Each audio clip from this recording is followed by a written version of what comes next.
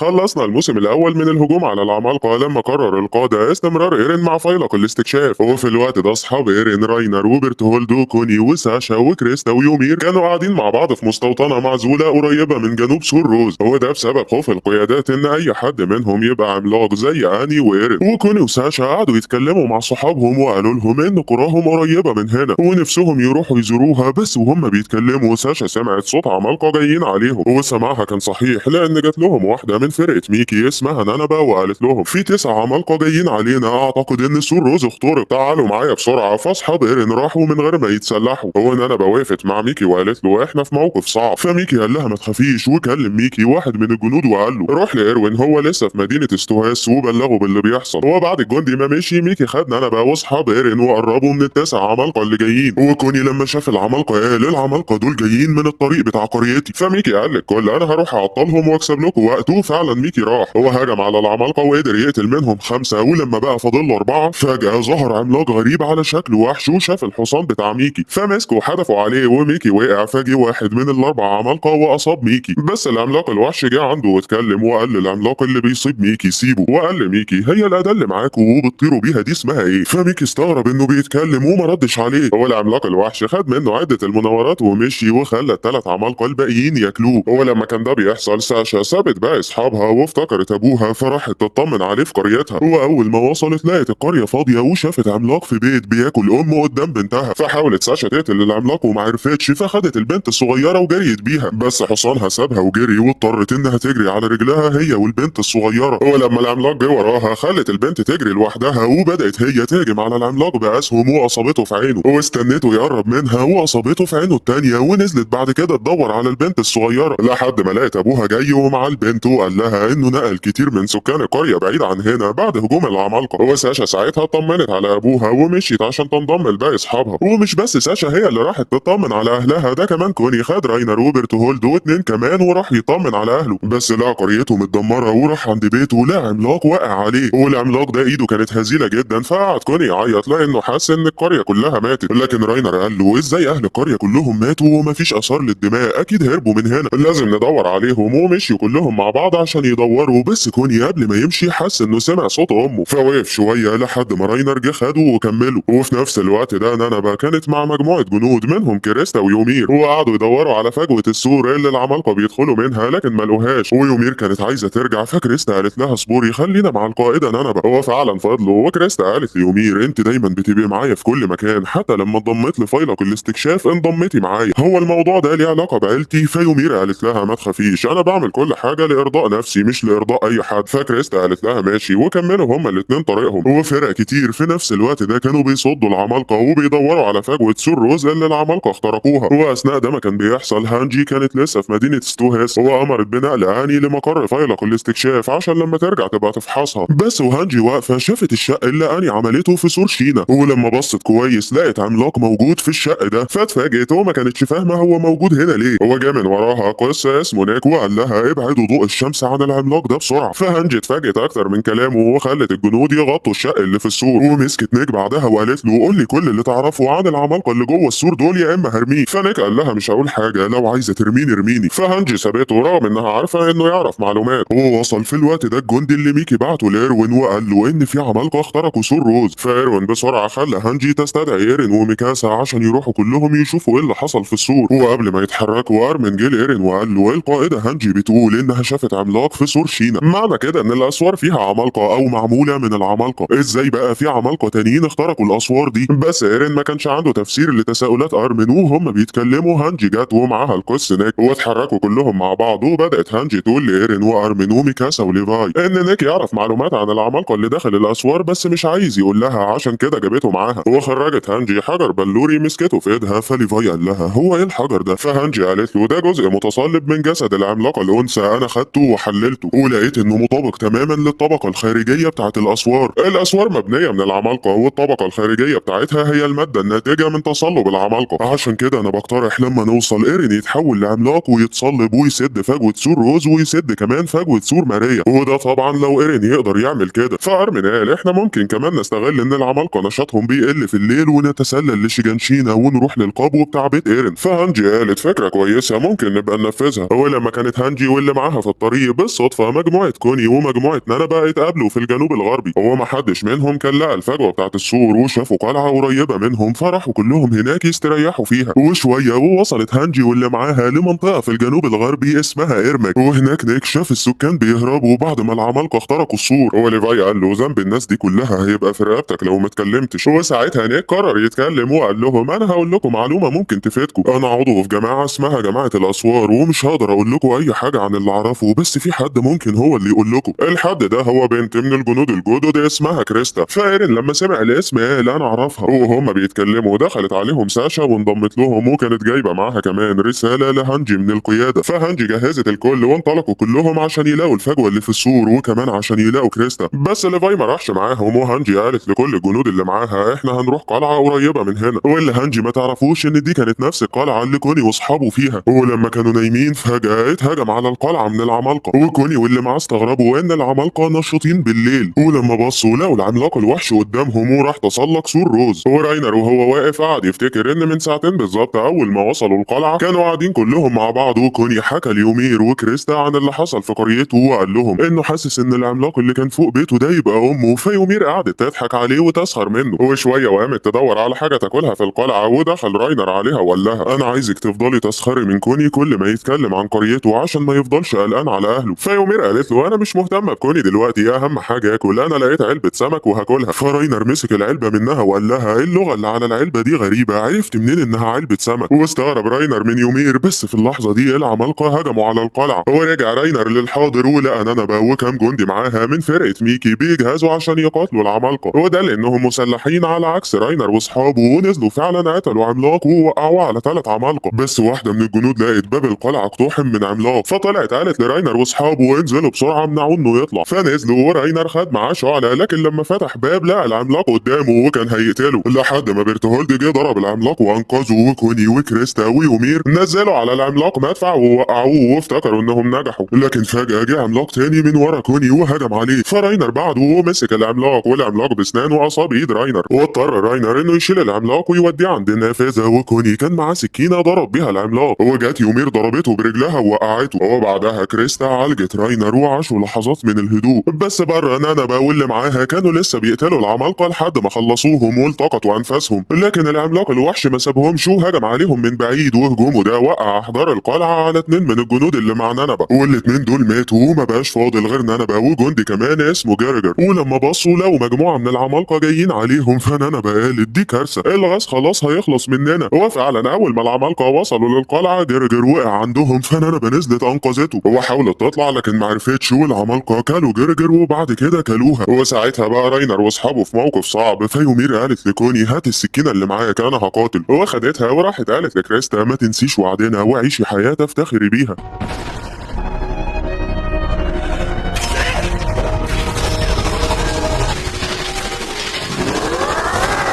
وطلع ان هي كمان بتقدر تتحول لعملاقه. فكريستا لما شافتها رجعت للماضي وافتكرت ان مره اثناء فتره التدريبات كان في يوم في عاصفه ثلجيه، وكل الجنود رجعوا للقاعده العسكريه بعد تدريبات شاقه ما عدا كريستا ويومير وجندي مصاب معاهم اسمه داز، وده لانهم تاهوا في الطريق. ويومير ساعتها لقت كريستا بتسحب داز فقالت لها احنا كده مش هنقدر ننجو، لازم نسيب داز هنا ونكمل لوحدنا لانه هيعطلنا. بس كريستا رفضت تعمل كده. فيومير قالت لها انا عارفه انك مش عايزه تنقذي داز ولا عايزه تنقذي نفسك، انت عايزه تموتي هنا وده بسبب اللي حصل لك من امك. فكريستا اتفاجئت ويومير قالت لها ما تستغربيش انا اعرف عنك كل حاجه، انت ابنه غير شرعيه لعيله نبيله، ولان العائلات النبيله ما بيقبلوش الاطفال الغير شرعيين امك حاولت تقتلك، ولما ما عرفتش ساعتها جماعه الاسوار قرروا انهم يتدخلوا ويبعدوكي، فغيروا اسمك لكريستا وخلوكي تنضمي للقوات العسكريه. انا عرفت كل ده لما اتسللت للكنيسه بالصدفه في يوم وسمعت جماعه الاسوار بيتكلموا عنك. على فكره احنا الماضي بتاعنا متشابه، بس انا ما غيرتش اسمي زيك ولا عايز اموت واستسلم زي ما انت عايزه تعملي. احنا هننجو دلوقتي، هنوقع داز من المنحدر ده وهنبقى نحاول نرجع له وهنكمل احنا طريقنا لوحدنا، كده كده المعسكر قريب من هنا. وبالرغم من كل اللي كريستا سمعته ده بس برضه رفضت، لكن يومير ما ادتلهاش فرصه ورمتها بعيد، وبعد كده وقعت داز من المنحدر وغيرت خطتها وتحولت لعملاقه عشان تنزل من المنحدر وتاخد داز، لانها ما كانتش هتعرف تنزل بجسدها الطبيعي من المنحدر. وكل ده عملته من غير كريستا ما تشوفها. ورجعت يومير بداز للمعسكر وشويه ورجعت كريستا كريستا لوحدها وقالت ليومير هو انت نزلت من المنحدر ازاي؟ فيومير قالت لها ده سر، بس في اليوم اللي السر ده هيتكشف فيه عايزاكي تبقي اقوى وترجعي لاسمك الحقيقي وتواجهي كل اللي اذوكي بدون خوف. ورجعت كريستا بعد كده للحاضر، ولما شافت يومير بتتحول لعملاق عرفت ان هو ده سرها وده اليوم اللي السر اتكشف فيه. وبدات يومير تقتل في العمالقه اللي تحت، فاصحابها اتفاجئوا انها بتقدر تتحول لعملاقه. وراينر قال في دماغه عملاقه يومير دي انا شفتها قبل كده، هي زمان كانت واحد من صحابي انا وبرتهولد. ولما كان راينر بيفكر استمرت يومير في قتل العمالقه وكريستا شجعتها وكانت هتقع، فراينر مسكها وشويه ويومير قعدت تدمر في اخر برج في القلعه اللي اصحابها موجودين فيه. وطلعت عندهم وقالت لهم امسكوا فيا، فمسكوا فيها ووقعت يومير البرج على باقي العمالقه. بس العمالقه ما ماتوش وقاموا بعد كده كلهم ياكلوا في يومير، وكريستا كانت عايزه تنقذها باي شكل وقعدت تعيط وجريت عليها وقالت لها ما تموتيش يا يومير، انا لسه ما قلتلكيش اسمي الحقيقي. لكن وكريستا بتجري طلع عليها عملاق وكان هياكلها، وفجاه وصلت ميكاسا وباقي مجموعه هانجي وقتلوا العملاق ده وكملوا قتل في باقي العمالقه اللي هناك وانقذوا يومير، واتفاجئوا زي اصحابهم انها بتقدر تتحول لعملاقه. وساعتها راحت كريستا عند يومير وقالت لها انا اسمي الحقيقي هيستوريا ريس. وبعد يومير ما عرفت اسم هيستوريا اغمى عليها لانها كانت مصابه ودراعها ورجلها مقطوعين. وبدا كل الجنود بعد كده يطلعوا للسور على امل انهم يلاقوا الفجوه اللي فيه، بس برضه ما لقوش اي فجوه. وهيستوريا قعدت تقنع هانجي ان يومير ساعدتهم وانها مش مع العمالقه ضد البشر، فهانجي قررت تنقل يومير لبلده تروست عشان تتعالج هناك لحد ما تفوق ويستجوبوها براحتهم. وهانجي سالت هيستوريا هو انت من عيله ريس النبيله؟ فهيستوريا قالت لها اه. ولما كانوا هما الاتنين بيتكلموا هانس جه عندهم وقال لهم ان هو وفرقته لفوا السور كله وما لقوش فيه اي فجوه ومش فاهمين العمالقه بيجوا منين. فهانجي قالت للجنود كلهم يلا ننزل دلوقتي، بس قبل ما ينزلوا راينر وبرتهولد راحوا لايرين وايرين وقف يتكلم معاهم. وفجاه راينر قال له انا وبرتهولد هجمنا على البشريه من 5 سنين واملنا كان اننا نمحي البشريه كلها، بس دلوقتي ما بقاش مهم اننا نمحيها كلها. فايرين قال له انا مش فاهم حاجه انت بتقول ايه؟ فراينر قال له انا العملاق المدرع وبرتهولد هو العملاق الضخم، ايه رايك تنضم لنا احنا هنرجع المدينه بتاعتنا؟ فقعد ايرين يفتكر انه قبل ما يجي هنا مع هانجي وباقي الجنود هانجي قالت لهم المعلومات اللي ساشا جابتها بتقول ان في 2 من صحابكم من نفس المدينه اللي اني كانت عايشه فيها، والاتنين دول هم راينر وبرتهولد واحنا كنا متابعينهم، وفي البعثه الاستكشافيه اديناهم معلومات غلط عن ان ايرين موجود في الجناح الايمن، وساعتها الجناح الايمن كله اتبات. فارمين قال صح راينر كان كل شويه في البعثه بيسالني عن مكان ايرين، ولما اني هجمت عليه قدر يفك قبضتها وكتب لها بالسيف مكان ايرين على ايدها، لان اني بعدها بصت لايدها كتير كانها كانت بتقرا حاجه. فهانجي قالت اول ما تشوفوا راينر وبرتهولد تعاملوا معاهم عادي لحد ما نقبض عليهم. ورجع ايرين بعد كده للحاضر وما كانش قادر يصدق ان راينر وبرتهولد خونه، وكان عايزهم يعملوا اي حاجه تثبت انهم مش من العمالقه. وقال لراينر انت بقيت تهلوس باين عليك، يلا تعالى معانا عشان ترتاح شويه. بس راينر ما مشيش وفضل واقف وقال بصوت عالي انا صبرت 3 سنين وفضلت محاط بالحمقى لكن خلاص صبري نفذ ولازم ارجع. وراح راينر على ايرين فميكاسا بسرعه اصابته هو وبرتهولد، فبعدها هما الاتنين اتحولوا لعمالقه، راينر العملاق المدرع وبرتهولد العملاق الضخم، وخدوا ايرين ويومير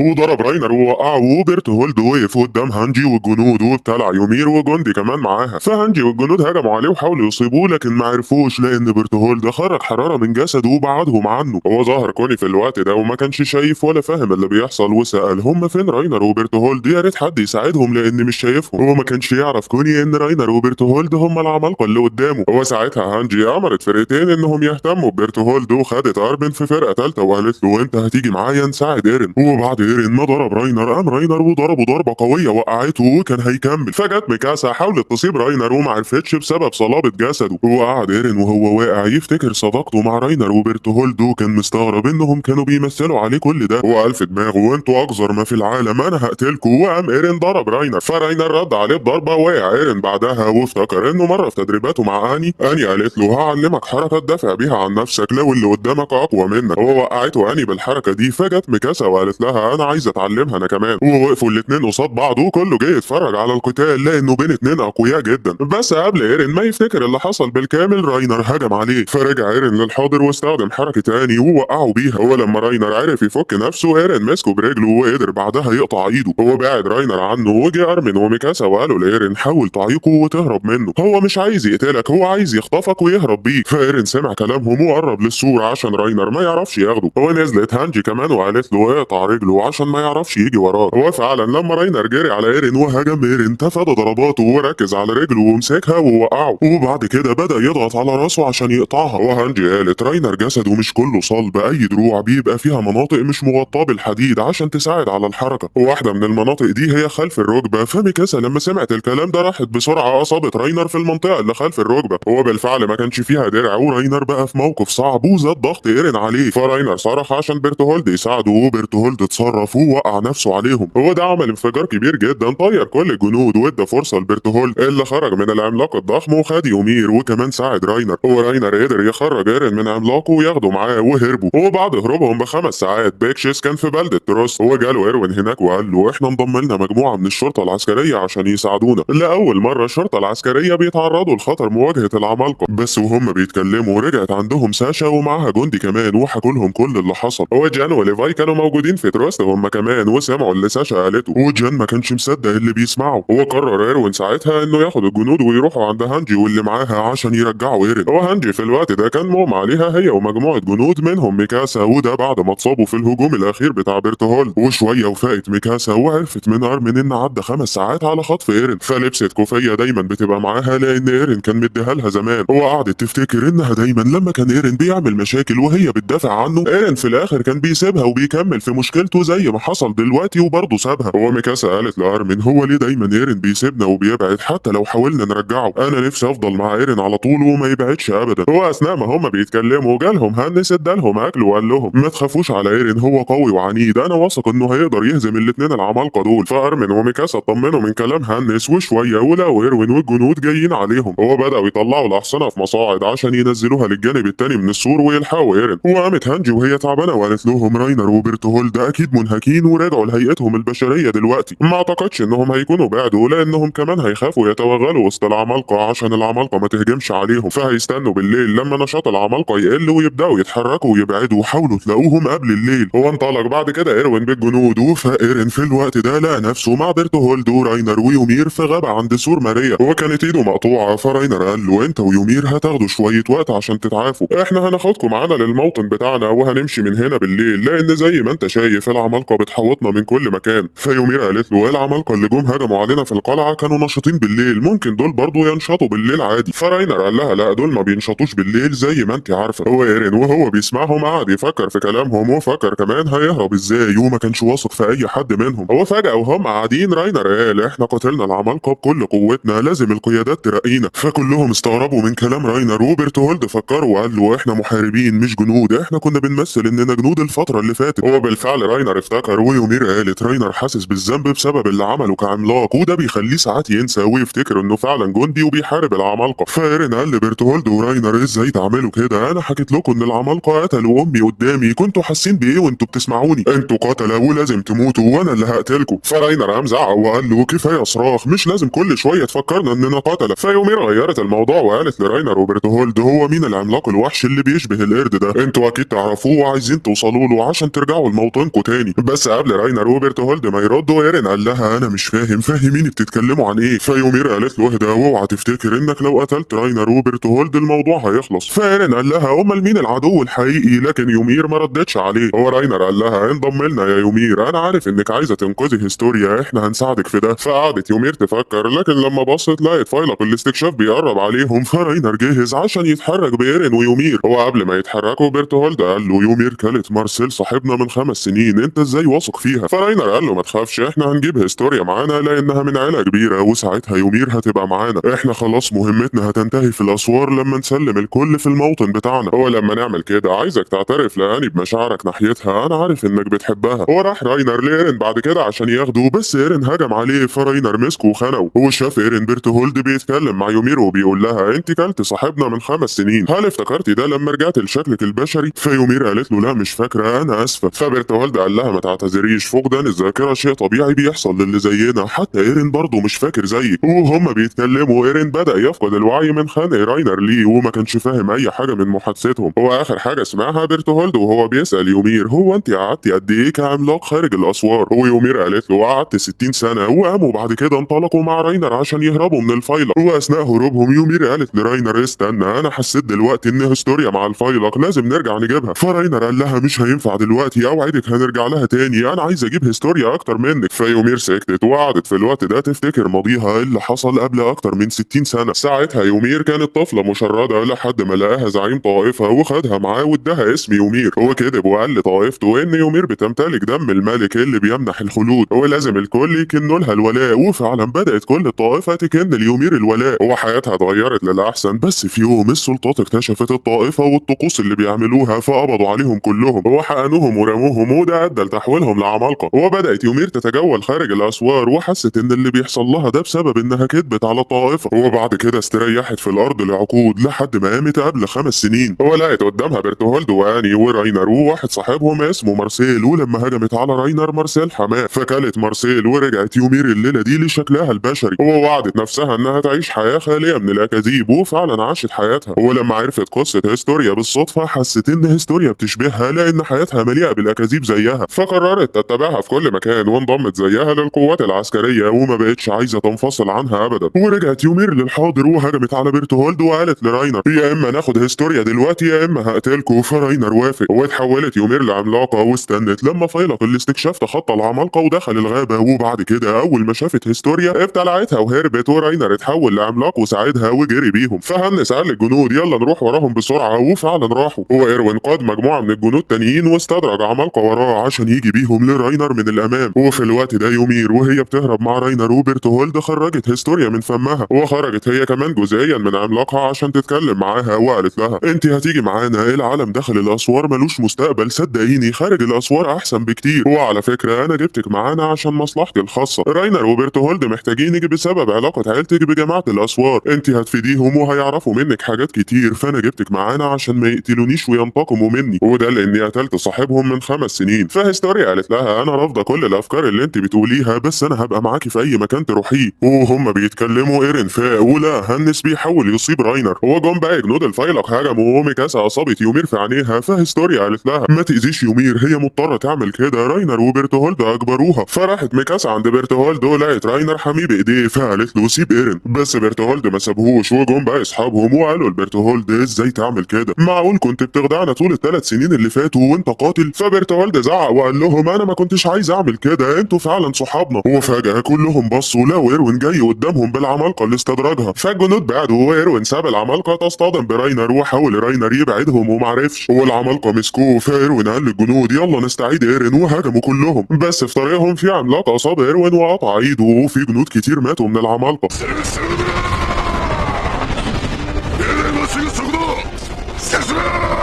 لحد ما ميكاسا وصلت عند راينر وطلعت تاخد ايرين لكن وقعت وعملاق مسكها. فبسرعه جان جه اصاب العملاق وحررها، وراح ارمن عند بيرتولد وكذب عليه وقال له هو انتوا هتمشوا وتسيبوا اني؟ احنا بنعذب اني كل يوم عشان تقول لنا المعلومات اللي تعرفها وهنفضل نعذب فيها. فبيرتولد لما سمع الكلام ده اتضايق وخرج من حمايه راينر، وساعتها ايروين جه اصابه ووقع ايرين، وميكاسا خدته وكل الجنود بعدها انسحبوا. وكوني في طريقه لقى هيستوريا بتاعت العملاق بيهجم على يومير فخدها معاه وقال لها يومير بتضحك عليكي لازم تيجي معانا. بس يومير فضلت تلاحقهم، وراينر هو كمان ما سكتش وقعد يحدف عليهم عمالقه من بعيد، وده خلى ايرين وميكاسا يقعوا من على حصانهم. ولما قام ايرين لقى قدامه هو وميكاسا عملاق، وبالصدفه طلع نفس العملاق اللي قتل امه، وهجم العملاق عليهم. فهنس دافع عن ايرين وميكاسا وبدا يهجم ويصيب العملاق، والوضع بقى فوضوي جدا. يومير هجمت على ايروين وبعد كده فكرت وما كانتش عارفه تاخد صف مين، راينر ولا ايرين، بس هيستوريا فضلت تساعدها وتقتل اي عملاق قدامها. وجان وهو بيهرب في عملاق اتحدف عليه ووقعه من على حصانه، فارمن جه مسكه وبعد بيه. وكان لسه هنس بيصيب في العملاق اللي قدام ايرين، وحاول ايرين يتحول لعملاق عشان يساعده لكن معرفش. وفي لحظه العملاق مسك هنس وكله، فوقع ايرين مش مصدق وقعد يعيط وقال انا فاشل ودايما ما بعرفش احمي اللي حواليا. فميكاسا قومته وقالت له انت مش كده لانك حميتني زمان ولسه بتحميني، ووجودك معايا هو اكتر حاجه مفيده بالنسبه لي. هو كلام ميكاسا ده اثر في ايرين وخلاه يقوم وصرخ في وش العملاق اللي قدامه. وفجاه العمالقه كلهم جم كلوا العملاق اللي قدام ايرين، وكل الموجودين استغربوا من اللي حصل وهرب ايرين بميكاسا. ويومير قالت في دماغها اللي حصل ده بيفسر ليه راينر كان محتاج ايرين، بوجود ايرين هيكون في مستقبل داخل الاسوار. وايرين وهو بيهرب راينر جاله فايرين صرخ فيه هو كمان. هو العمالقه راحت على راينر عشان ياكلوه، فراينر قال للاسف المؤسس وقع في ايد اسوأ شخص فينا. وبعد هروب ايرين واصحابه يومير سابت هيستوريا ورجعت لراينر وبرتهولد وانقذتهم من العمالقه، وانتهت المعركه. وبعد الحادثه دي السلطات اعلنوا أعلنت إن سور روز مكان آمن ورجعوا كل سكانه تاني، وده لأنهم ملقوش أي فجوة في السور. وفي يوم وقف جان وأرمن مع إيرين وقالوا له من اللي إحنا شفناه أنت بتتحكم في العمالقة، يعني تقدر تخليهم في صفك ونستعيد بيهم سور ماريا. فإيرين قال لهم أنا لسه مش متأكد إني بقدر أعمل كده بس هجرب. وجت هانجي في الوقت ده لإيروين وليفاي وبيكشس في العيادة، وكان معاها كوني وقالت لهم هجوم العمالقة الأخير جه من قرية كوني اللي اسمها راجاكو. هو بعد ما جنودنا راحوا للقرية دي اكتشفوا إن سكان القرية اتحولوا لعمالقة وهم اللي عملوا الهجوم الأخير ده. فكوني وهو بيسمع كان واقف حزين جدا لأنه اتأكد إن العملاقة اللي كانت فوق بيته دي تبقى أمه. وليفاي قال معنى كلامك ده إن كل العمالقة أصلهم بشر، يعني أنا كل ده كنت بقتل بشر؟ فهانجي قالت له إحنا لسه مش متأكدين بنسبة 100%. وبعد هانجي وكوني ما مشيوا ليفاي لقى إيروين مبتسم، فاستغرب وقال له مالك مبتسم ليه؟ فإيروين قال له لأننا خلاص بنقرب من الحقيقة. وبكده يبقى خلص الموسم الثاني من أنمي الهجوم على العمالقة.